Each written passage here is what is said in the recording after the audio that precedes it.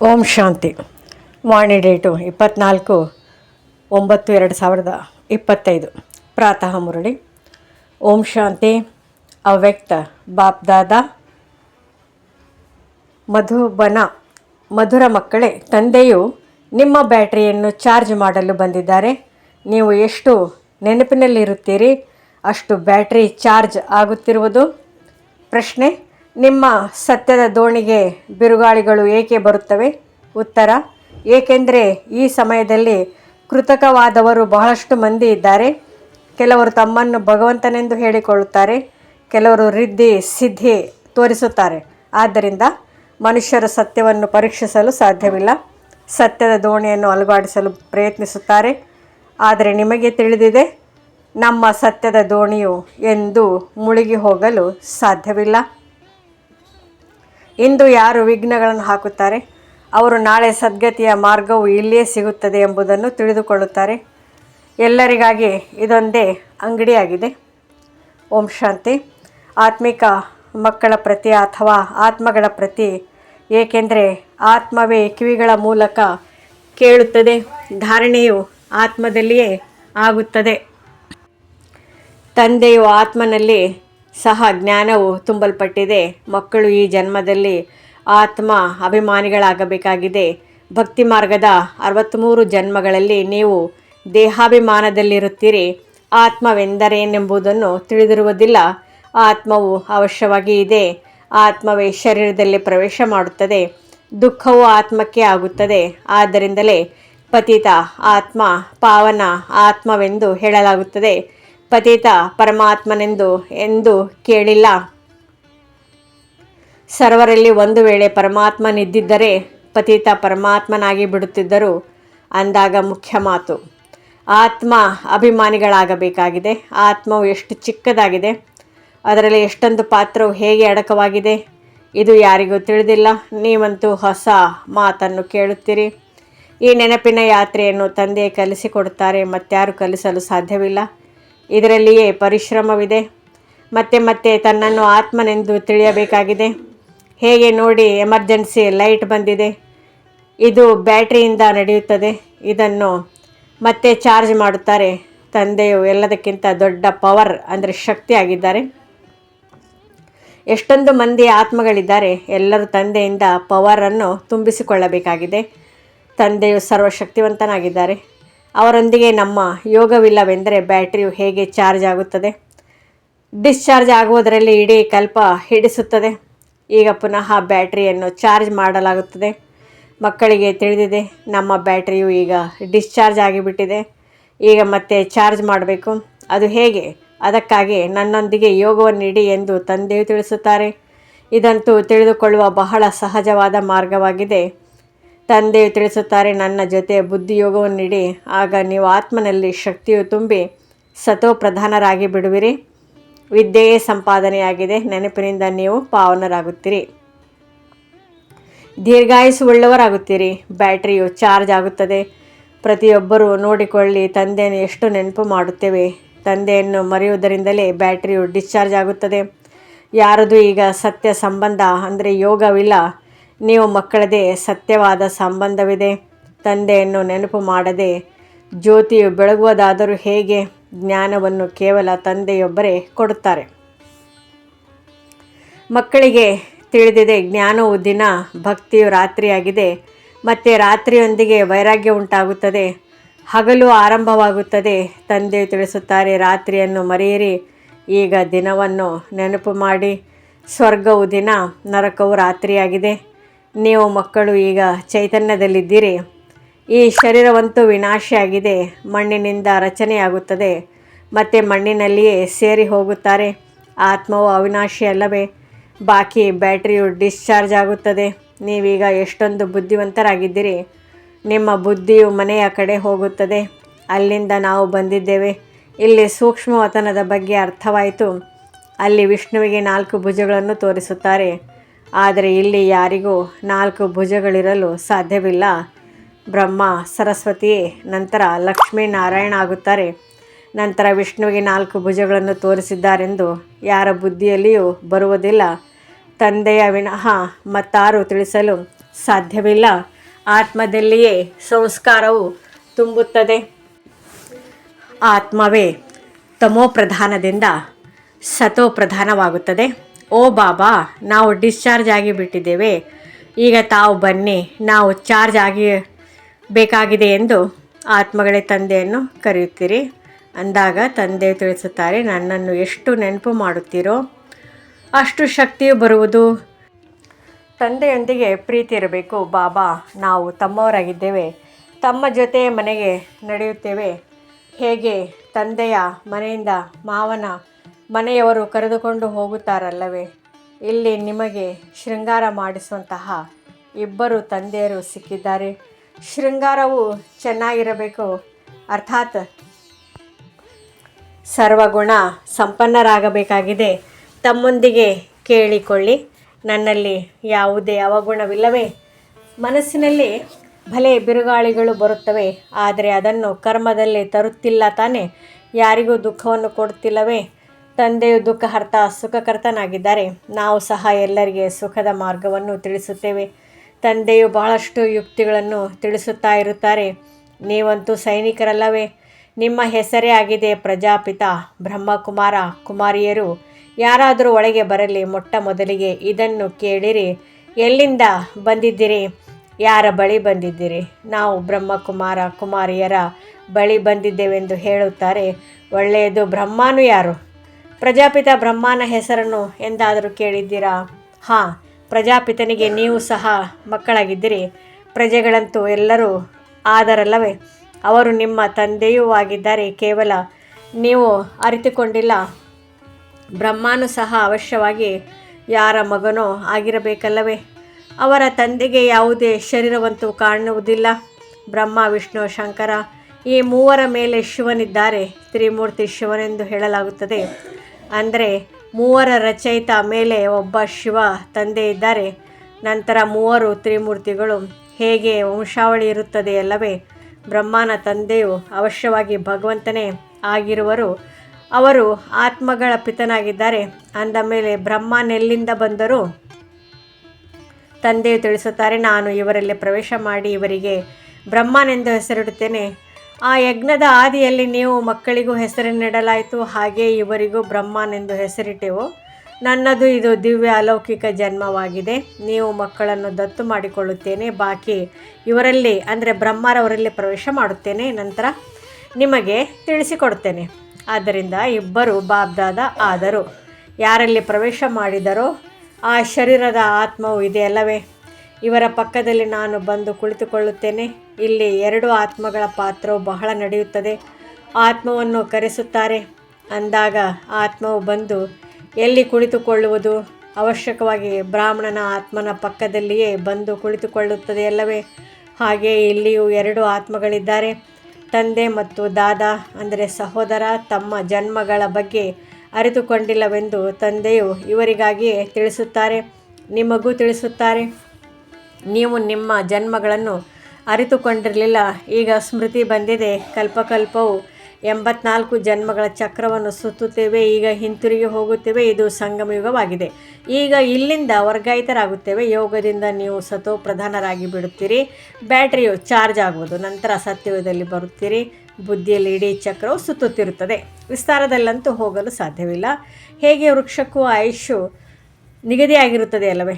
ಅದರ ನಂತರ ಒಣಗಿ ಹೋಗುತ್ತದೆ. ಇಲ್ಲಿಯೂ ಎಲ್ಲ ಮನುಷ್ಯರು ಹೇಗೆ ಒಣಗಿದಂತಾಗಿದ್ದಾರೆ. ಎಲ್ಲರೂ ಪರಸ್ಪರ ದುಃಖವನ್ನು ಕೊಡುತ್ತಿರುತ್ತಾರೆ. ಈಗ ಎಲ್ಲರ ಶರೀರಗಳು ಸಮಾಪ್ತಿಯಾಗುವುದು. ಬಾಕಿಯ ಆತ್ಮಗಳು ಹೊರಟು ಹೋಗುವಿರಿ. ಈ ಜ್ಞಾನವನ್ನು ತಂದೆ ವಿನಃ ಮತ್ಯಾರು ಕೊಡುವುದಿಲ್ಲ. ತಂದೆ ವಿಶ್ವದ ರಾಜ್ಯ ಭಾಗ್ಯವನ್ನು ಕೊಡುತ್ತಾರೆ. ಅಂದ ಮೇಲೆ ಅವರನ್ನು ಎಷ್ಟೊಂದು ನೆನಪು ಮಾಡಬೇಕು. ನೆನಪಿನಲ್ಲಿ ಇಲ್ಲದೆ ಇರುವುದರಿಂದಲೇ ಮಾಯೆಯ ಪೆಟ್ಟು ಬೀಳುತ್ತದೆ. ಎಲ್ಲದಕ್ಕಿಂತ ದೊಡ್ಡ ಪೆಟ್ಟು ವಿಕಾರದಾಗಿದೆ. ಯುದ್ಧದ ಮೈದಾನದಲ್ಲಿ ನೀವು ಬ್ರಾಹ್ಮಣರೇ ಇದ್ದಿರಲ್ಲವೇ? ಆದ್ದರಿಂದ ನಿಮಗೇ ಬಿರುಗಾಳಿಗಳು ಬರುತ್ತವೆ.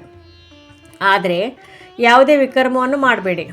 ವಿಕರ್ಮ ಮಾಡಿದರೆ ಸೋಲನ್ನು ಅನುಭವಿಸುವಿರಿ. ತಂದೆಯೊಂದಿಗೆ ಕೇಳುತ್ತಾರೆ, ಬಾಬಾ ಇದನ್ನು ಮಾಡಬೇಕಾಗುತ್ತದೆ. ಮಕ್ಕಳು ತೊಂದರೆ ಕೊಡುತ್ತಾರೆಂದರೆ ಕೋಪ ಬಂದು ಬಿಡುತ್ತದೆ. ಮಕ್ಕಳನ್ನು ಒಳ್ಳೆಯ ರೀತಿಯಲ್ಲಿ ಸಂಭಾಲನೆ ಮಾಡದಿದ್ದರೆ ಕೆಟ್ಟು ಹೋಗುತ್ತಾರೆ ಎಂದು ಹೇಳುತ್ತಾರೆ. ತಂದೆ ತಿಳಿಸುತ್ತಾರೆ, ಪ್ರಯತ್ನಪಟ್ಟು ಸಾಧ್ಯವಾದಷ್ಟು ಏಟು ಕೊಡಬೇಡಿ. ಹೇಗೆ ಹಗ್ಗದಿಂದ ಕಟ್ಟಿ ಹಾಕಿದ್ದಾರೆಂದು ಕೃಷ್ಣನಿಗಾಗಿ ತೋರಿಸುತ್ತಾರಲ್ಲವೇ. ಭಲೆ ಹಗ್ಗದಿಂದ ಕಟ್ಟಿ ಭೋಜನವನ್ನು ಕೊಡಬೇಡಿ. ಆಗ ಅಳುತ್ತಾ ಅಳುತ್ತಾ ಕೊನೆಗೆ ನಾವು ಇದನ್ನು ಮಾಡುವುದಿಲ್ಲವೆಂದು ಹೇಳುತ್ತಾರೆ. ಪುನಃ ತಪ್ಪು ಮಾಡುವರು, ಏಕೆಂದರೆ ಮಕ್ಕಳಲ್ಲವೇ. ಆದ್ದರಿಂದ ಶಿಕ್ಷಣ ಕೊಡಬೇಕಾಗಿದೆ. ತಂದೆಯು ಮಕ್ಕಳಿಗೆ ಶಿಕ್ಷಣ ಕೊಡುತ್ತಾರೆ. ಮಕ್ಕಳೇ, ವಿಕಾರದಲ್ಲಿ ಎಂದೂ ಹೋಗಬೇಡಿ, ಕಳಂಕಿತರಾಗಬೇಡಿ. ಲೌಕಿಕದಲ್ಲಿಯೂ ಯಾರಾದರೂ ಕುಪುತ್ರ ಮಕ್ಕಳಿದ್ದರೆ, ಇದೇನು ಮುಖವನ್ನು ಕಪ್ಪು ಮಾಡಿಕೊಳ್ಳುತ್ತೀಯಾ, ಕುಲಕ್ಕೆ ಕಳಂಕ ತರುತ್ತೀಯಾ ಎಂದು ಹೇಳುತ್ತಾರಲ್ಲವೇ. ಸೋಲು ಗೆಲುವು, ಗೆಲುವು ಸೋಲು ಆಗುತ್ತಾ ಆಗುತ್ತಾ ಕೊನೆಗೆ ಜಯವಾಗಿ ಬಿಡುವುದು. ಇದು ಸತ್ಯದ ದೋಣಿಯಾಗಿದೆ. ಬಹಳಷ್ಟು ಬಿರುಗಾಳಿಗಳು ಬರುತ್ತವೆ, ಏಕೆಂದರೆ ಇಂದು ಕೃತಕವಾದವರು ಅನೇಕರು ಬಂದಿದ್ದಾರೆ. ಕೆಲವರು ತಮ್ಮನ್ನು ಭಗವಂತನೆಂದು ಹೇಳಿಕೊಳ್ಳುತ್ತಾರೆ, ಇನ್ನು ಕೆಲವರು ಕೆಲವೊಂದು ರೀತಿಯಲ್ಲಿ ಹೇಳುತ್ತಾರೆ. ಬಹಳ ರಿದ್ದಿ ಸಿದ್ಧಿಯನ್ನು ತೋರಿಸುತ್ತಾರೆ, ಸಾಕ್ಷಾತ್ಕಾರವನ್ನು ಮಾಡಿಸುತ್ತಾರೆ. ತಂದೆಯ ಸರ್ವರ ಸದ್ಗತಿದಾತ ಮಾಡಲು ಬಂದಿದ್ದಾರೆ. ನಂತರ ಈ ಕಾಡು ಇರುವುದಿಲ್ಲ, ಕಾಡಿನಲ್ಲಿರುವವರು ಉಳಿಯುವುದಿಲ್ಲ. ನೀವೀಗ ಸಂಗಮಯುಗದಲ್ಲಿದ್ದೀರಿ. ನಿಮಗೆ ತಿಳಿದಿದೆ, ಈ ಹಳೆಯ ಪ್ರಪಂಚವು ಸ್ಮಶಾನವಾಗಿ ಬಿಟ್ಟಿದೆ. ಯಾರಾದರೂ ಸಾಯುವವರೊಂದಿಗೆ ಮನಸ್ಸನ್ನಿಡುತ್ತಾರೆಯೇ? ಈ ಪ್ರಪಂಚವಂತೂ ಈಗ ಹೋಯಿತೆಂದರೆ ಹೋಯಿತು, ವಿನಾಶವಾಗಿಯೇ ಆಗುವುದು. ಯಾವಾಗ ಹೊಸ ಪ್ರಪಂಚವು ಹಳೆಯದಾಗುವುದೋ ಆಗಲೇ ತಂದೆಯು ಬರುತ್ತಾರೆ. ತಂದೆಯನ್ನು ಚೆನ್ನಾಗಿ ನೆನಪು ಮಾಡಿದರೆ ಬ್ಯಾಟ್ರಿಯು ಚಾರ್ಜ್ ಆಗುವುದು. ಭಲೆ ವಾಣಿಯನ್ನಂತೂ ಬಹಳಷ್ಟು ಚೆನ್ನಾಗಿ ಓದುತ್ತಾರೆ, ಆದರೆ ನೆನಪಿನ ಹರಿತವಿಲ್ಲದಿದ್ದರೆ ಮಾತಿನಲ್ಲಿ ಶಕ್ತಿ ಇರುವುದಿಲ್ಲ. ಅವರದು ಹರಿತವಾದ ಖಡ್ಗವಲ್ಲ. ತಂದೆ ತಿಳಿಸುತ್ತಾರೆ, ಇದೇನು ಹೊಸ ಮಾತಲ್ಲ. 5000 ವರ್ಷಗಳ ಮೊದಲು ಬಂದಿದ್ದೀರಿ. ಮೊದಲು ಎಂದಾದರೂ ಮಿಲನ ಮಾಡಿದ್ದೀರಾ ಎಂದು ತಂದೆಯು ಪ್ರಶ್ನಿಸುತ್ತಾರೆ. ಆಗ ಕಲ್ಪದ ಮೊದಲು ಮಿಲನ ಮಾಡಿದ್ದೆವು ಎಂದು ಕೆಲವರು ಹೇಳುತ್ತಾರೆ. ಕೆಲವರಂತೂ ನಾಟಕವು ತಾನಾಗಿಯೇ ಪುರುಷಾರ್ಥ ಮಾಡಿಸುವುದೆಂದು ಹೇಳುತ್ತಾರೆ. ಒಳ್ಳೆಯದು, ಈ ನಾಟಕವು ಪುರುಷಾರ್ಥ ಮಾಡಿಸುತ್ತಿದೆಯಲ್ಲವೇ? ಅಂದ ಮೇಲೆ ಮಾಡಿರಿ. ಒಂದು ಜಾಗದಲ್ಲಿ ಕುಳಿತುಕೊಂಡು ಬಿಡುವುದಲ್ಲ. ಯಾರು ಕಲ್ಪದ ಹಿಂದೆ ಪುರುಷಾರ್ಥ ಮಾಡಿದ್ದರೋ ಅವರು ಮಾಡುತ್ತಾರೆ. ಇಲ್ಲಿಯವರೆಗೂ ಯಾರು ಬಂದಿಲ್ಲವೋ ಅವರು ಬರುವರು. ಯಾರು ನಡೆಯುತ್ತಾ ಬಿಟ್ಟು ಹೋಗುವರೋ, ಹೋಗಿ ವಿವಾಹ ಮಾಡಿಕೊಂಡರೋ ಅವರದು ಸಹ ನಾಟಕದಲ್ಲಿ ಪಾತ್ರವಿದ್ದರೆ ಬಂದೇ ಮತ್ತೆ ಪುರುಷಾರ್ಥ ಮಾಡುತ್ತಾರೆ. ಮತ್ತೆಲ್ಲಿಗೆ ಹೋಗುವರು?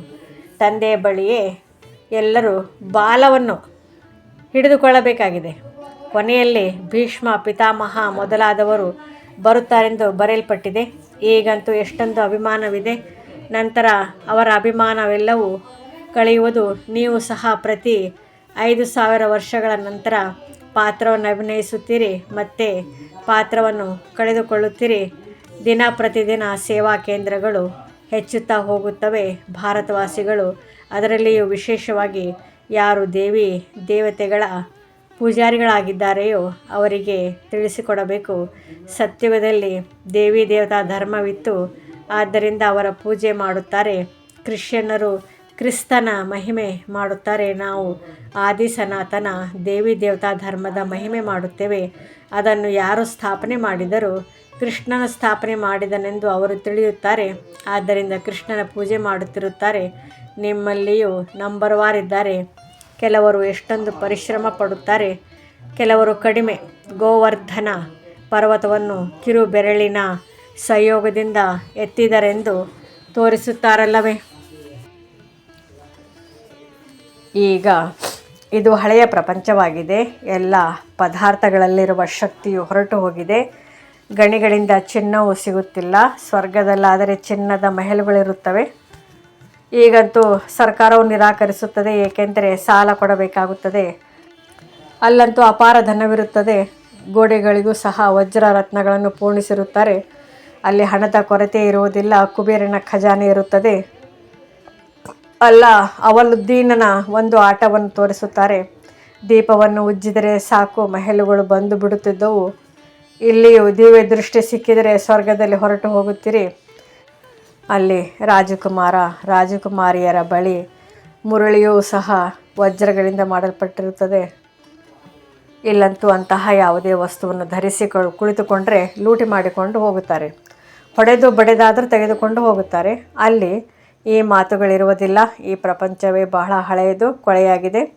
ಈ ಲಕ್ಷ್ಮೀನಾರಾಯಣರ ಪ್ರಪಂಚವು ವಾಹ ಆಗಿತ್ತು. ವಜ್ರ ವೈಡೂರ್ಯಗಳ ಮಹಲುಗಳಿತ್ತು. ಅದಕ್ಕೆ ಸ್ವರ್ಗವೆಂದು ಹೇಳಲಾಗುತ್ತದೆ. ನಿಮಗೆ ತಿಳಿದಿದೆ, ಅವಶ್ಯಕವಾಗಿ ನಾವು ಸ್ವರ್ಗದ ಮಾಲೀಕರಾಗಿದ್ದೆವು. ಈ ಸೋಮನಾಥ ಮಂದಿರವನ್ನು ಕಟ್ಟಿಸಿದೆವು. ಇವರು ಅಂದರೆ ಬ್ರಹ್ಮ ಸಹ ತಿಳಿಯುತ್ತಾರೆ, ನಾವು ಹೋಗಿದ್ದೆವು. ನಂತರ ಭಕ್ತಿ ಮಾರ್ಗದಲ್ಲಿ ಹೇಗೆ ಮಂದಿರಗಳನ್ನು ಮಾಡಿ ಪೂಜೆ ಮಾಡಿದೆವು. ಆತ್ಮಕ್ಕೆ ತನ್ನ 84 ಜನ್ಮಗಳ ಜ್ಞಾನವಿದೆ. ಎಷ್ಟೊಂದು ವಜ್ರ ರತ್ನಗಳಿದ್ದವು, ಅವೆಲ್ಲವೂ ಎಲ್ಲಿಗೆ ಹೋಯಿತು? ಕಳೆಯುತ್ತಾ ಎಲ್ಲವೂ ಸಮಾಪ್ತಿಯಾಗುತ್ತಾ ಹೋಯಿತು. ಮುಸಲ್ಮಾನರು ಬಂದರು, ಅವರು ಇಷ್ಟೊಂದು ಲೂಟಿ ಮಾಡಿ ತೆಗೆದುಕೊಂಡು ಹೋದರು. ಅದನ್ನು ಗೋರಿಗಳಲ್ಲಿ ಹಾಕಿಸಿದರು. ತಾಜ್ ಮಹಲನ್ನು ಕಟ್ಟಿಸಿದರು. ನಂತರ ಬ್ರಿಟಿಷ್ ಸರ್ಕಾರವು ಅಲ್ಲಿಂದ ಅಗೆದು ತೆಗೆದುಕೊಂಡು ಹೋಯಿತು. ಈಗಂತೂ ಏನೂ ಉಳಿದಿಲ್ಲ. ಭಾರತವು ಭಿಕಾರಿಯಾಗಿದೆ. ಅನ್ಯರಿಂದ ಸಾಲವನ್ನು ತೆಗೆದುಕೊಳ್ಳುತ್ತಿದೆ. ಸಕ್ಕರೆ, ದವಸ ಧಾನ್ಯಗಳು ಎಲ್ಲನೂ ಸಿಗುತ್ತಿಲ್ಲ. ಈಗ ವಿಶ್ವವು ಬದಲಾಗುತ್ತಿದೆ. ಆದ್ದರಿಂದ ಅದಕ್ಕೆ ಮೊದಲು ಆತ್ಮದ ಬ್ಯಾಟರಿಯನ್ನು ಸತೋಪ್ರಧಾನವನ್ನಾಗಿ ಮಾಡಿಕೊಳ್ಳಲು ಚಾರ್ಜ್ ಮಾಡಬೇಕಾಗಿದೆ. ತಂದೆಯನ್ನು ಅವಶ್ಯವಾಗಿ ನೆನಪು ಮಾಡಬೇಕಾಗಿದೆ. ಬುದ್ಧಿಯೋಗವು ತಂದೆಯ ಜೊತೆ ಇರಲಿ, ಅವರಿಂದಲೇ ಆಸ್ತಿಯು ಸಿಗುತ್ತದೆ. ಇದರಲ್ಲಿಯೇ ಮಾಯೆ ಯುದ್ಧವು ನಡೆಯುತ್ತದೆ. ಮೊದಲು ಈ ಮಾತುಗಳನ್ನು ನೀವು ತಿಳಿದುಕೊಂಡಿರಲಿಲ್ಲ. ಬೇರೆಯವರಿದ್ದಂತೆ ನೀವು ಇದ್ದೀರಿ. ನೀವೀಗ ಸಂಗಮಯುಗಿಗಳು. ಅವರೆಲ್ಲರೂ ಕಲಿಯುಗಿಗಳಾಗಿದ್ದಾರೆ. ಇವರಿಗೆ ಏನು ಬರುತ್ತದೆಯೋ ಅದನ್ನು ಹೇಳುತ್ತಿರುತ್ತಾರೆ ಎಂದು ಮನುಷ್ಯರು ಹೇಳುತ್ತಾರೆ. ಆದರೆ ತಿಳಿಸಿಕೊಡುವ ಯುಕ್ತಿಗಳು ಇರುತ್ತದೆ ಅಲ್ಲವೇ?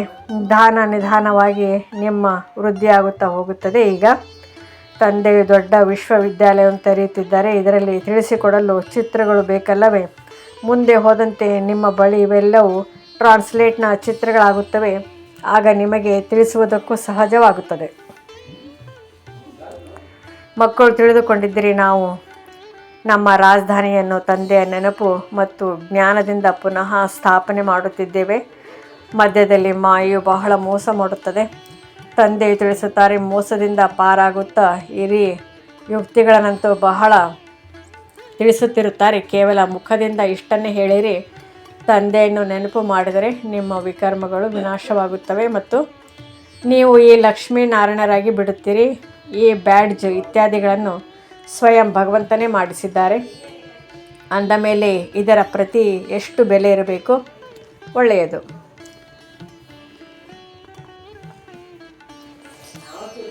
ಮಧುರಾತಿ ಮಧುರ ಆಗಲಿ ಹೋಗಿ ಮರಳಿ ಸಿಕ್ಕಿರುವ ಮಕ್ಕಳ ಪ್ರತಿ ಮಾತಾಪಿತಾ ಬಾಪ್ ದಾದಾರವರ ನೆನಪು, ಪ್ರೀತಿ ಹಾಗೂ ಸುಪ್ರಭಾತ. ಆತ್ಮಿಕ ಮಕ್ಕಳಿಗೆ ಆತ್ಮಿಕ ತಂದೆಯ ನಮಸ್ತೆ. ಧಾರಣೆಗಾಗಿ ಮುಖ್ಯ ಸಾರ. ಮೊದಲನೇದು, ಸರ್ವಗುಣಗಳಿಂದ ತಮ್ಮ ಶೃಂಗಾರ ಮಾಡಿಕೊಳ್ಳಬೇಕು. ಎಂದೂ ಯಾರಿಗೂ ದುಃಖವನ್ನು ಕೊಡಬಾರದು. ಎಲ್ಲರಿಗೂ ಸುಖದ ಮಾರ್ಗವನ್ನೇ ತಿಳಿಸಬೇಕಾಗಿದೆ. ಎರಡನೇ ಪಾಯಿಂಟ್, ಇಡೀ ಪ್ರಪಂಚವು ಸ್ಮಶಾನವಾಗಿದೆ. ಆದ್ದರಿಂದ ಇದರೊಂದಿಗೆ ಮನಸ್ಸನ್ನಿಡಬಾರದು. ಸ್ಮೃತಿ ಇರಲಿ, ಈಗ ನಾವು ವರ್ಗಾವಣೆಯಾಗುತ್ತಿದ್ದೇವೆ. ನಾವಂತೂ ಹೊಸ ಪ್ರಪಂಚದಲ್ಲಿ ಹೋಗಬೇಕಾಗಿದೆ. ವರದಾನ. ಮಾಯೆ ಹಾಗೂ ವಿಘ್ನಗಳಿಂದ ಸುರಕ್ಷಿತರಾಗಿರುವಂತಹ ಬಾಪ್ ದಾದಾರವರ ಛತ್ರಛಾಯೆಯ ಅಧಿಕಾರಿ ಭವ. ಯಾರು ಬಾಪ್ ದಾದಾರವರಿಗೆ ಅಗಲಿ ಹೋಗಿ ಮರಳಿ ಸಿಕ್ಕಿರುವಂತಹ ಮುಗ್ಧರಾಗಿರುವಿರಿ, ಅವರನ್ನು ಬಾಪ್ ದಾದಾರವರ ಛತ್ರಛಾಯೆ ಅಧಿಕಾರದ ರೂಪದಲ್ಲಿ ಪ್ರಾಪ್ತಿಯಾಗುವುದು. ಯಾವ ಛತ್ರಛಾಯೆಯೊಳಗೆ ಮಾಯೆಗೆ ಬರಲು ಶಕ್ತಿ ಇಲ್ಲ, ಅವರು ಸದಾ ಮಾಯೆಯ ಮೇಲೆ ವಿಜಯಿಗಳಾಗುತ್ತಾರೆ. ಈ ನೆನಪಿನ ರೂಪಿ ಛತ್ರಛಾಯೆ ಸರ್ವ ವಿಘ್ನಗಳಿಂದ ಸುರಕ್ಷಿತರನ್ನಾಗಿ ಇಡುವುದು. ಯಾವುದೇ ಪ್ರಕಾರದ ವಿಘ್ನ ಛತ್ರಛಾಯೆಯಲ್ಲಿರುವಂಥವರ ಬಳಿ ಬರಲು ಸಾಧ್ಯವಿಲ್ಲ. ಛತ್ರಛಾಯೆಯಲ್ಲಿರುವಂಥವರಿಗೆ ಕಷ್ಟದಲ್ಲಿ ಕಷ್ಟವಾದ ಮಾತು ಸಹ ಸಹಜವಾಗಿ ಬಿಡುವುದು. ಬೆಟ್ಟದಂತಹ ಮಾತು ಸಹ ಹತ್ತಿಯ ಸಮಾನ ಅನುಭವವಾಗುವುದು. ಸ್ಲೋಗನ್. ಪ್ರಭು ಪ್ರಿಯ, ಲೋಕಪ್ರಿಯ ಮತ್ತು ಸ್ವಯಂ ಪ್ರಿಯ ಆಗಲು ಸಂತುಷ್ಟತೆಯ ಗುಣ ಧಾರಣೆ ಮಾಡಿ.